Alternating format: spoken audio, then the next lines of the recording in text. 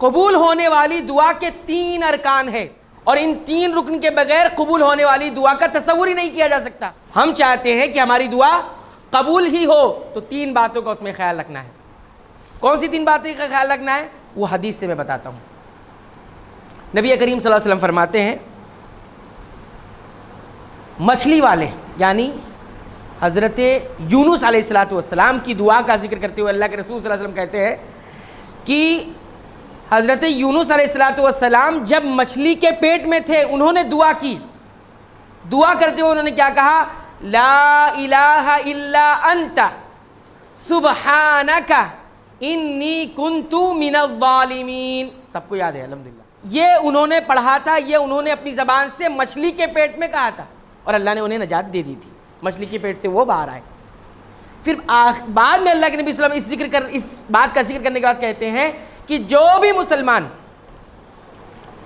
اس کے ذریعے دعا کرے گا اللہ دعا قبول کریں گے، اللہ دعا قبول کریں گے۔ اسی حدیث سے ہم دعا کے 3 رکن کا فائدہ حاصل کر رہے ہیں کہ جو دعا قبول ہوتی ہے اس میں 3 باتیں ہوتی ہیں۔ پہلی بات توحید ہونی چاہیے، کیونکہ یونس علیہ السلام اپنی دعا میں کیا کہہ رہے ہیں؟ لا الہ الا انت، نہیں ہے کوئی معبود برحق سوائے تیرے، تو ہی حقیقی معنوں میں معبود ہے۔ توحید خالص پہلا رکن ہے دعا کے قبول ہونے کا، کیونکہ یہ 3 باتیں اسی دعا کے اندر موجود ہے، اسی ذکر کے اندر موجود ہے۔ یعنی دعا صرف اللہ سے کی جائے گی، کسی اور سے نہیں، خالص دعا۔ دعا میں کسی قسم کا کوئی شراکت، شرک نہیں ہونا چاہیے۔ اسی طرح دعا میں کسی کا واسطہ وسیلہ، جو شرعی واسطہ ہے اس کی بات نہیں کر رہا ہوں، جو غیر شرعی واسطہ ہے، وسیلہ ہے، وہ تمام چیزیں نہیں ہونی چاہیے۔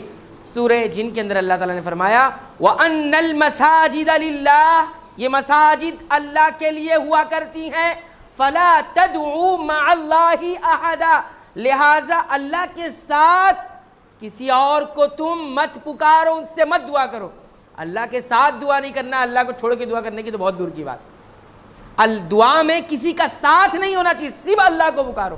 تو پہلا رکن جو اس دعا سے، اس ذکر سے نکلتا ہے، لا الہ الا انت، مطلب سمجھئے نہیں ہے کوئی معبود سوائے تیرے، تو ہی معبود ہے۔ یہ کون کہہ رہا ہے؟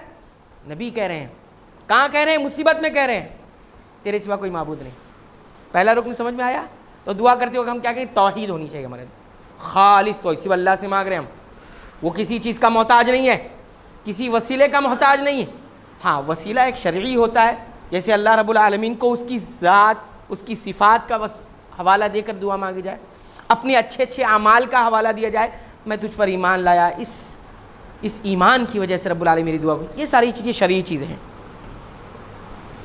اسی طرح دوسرا رکن جو نکلتا ہے، جو قبول ہونے والی دعا میں ہونی چاہیے، وہ کیا ہے؟ سبحانک، اے اللہ تو پاک ہے۔ معنی یہ نکل کر آیا کہ اللہ کے لیے تمام عیب سے پاک ہونے کا ایمان رکھنا، کہ اللہ تیرے اندر کوئی عیب نہیں، کوئی نقص نہیں، کوئی کمی نہیں۔ اگر ذرہ برابر بھی یہ شائبہ پیدا ہو گیا کہ اللہ کے اندر کوئی نقص ہے، کوئی کمی ہے، دعا مقبول نہیں ہوگی۔ تنزیہ جس کو کہا جاتا ہے، کیونکہ یونس علیہ السلام کیا کہہ رہے ہیں اس ذکر میں؟ سبحانکا، اے اللہ تو پاک ہے، میں تیری تسبیح بیان کر رہا ہوں۔ تو دوسرا رکن یہ ہو گیا۔ تیسرا رکن غور کریے میرے بھائیوں، کیا کہہ رہے ہیں؟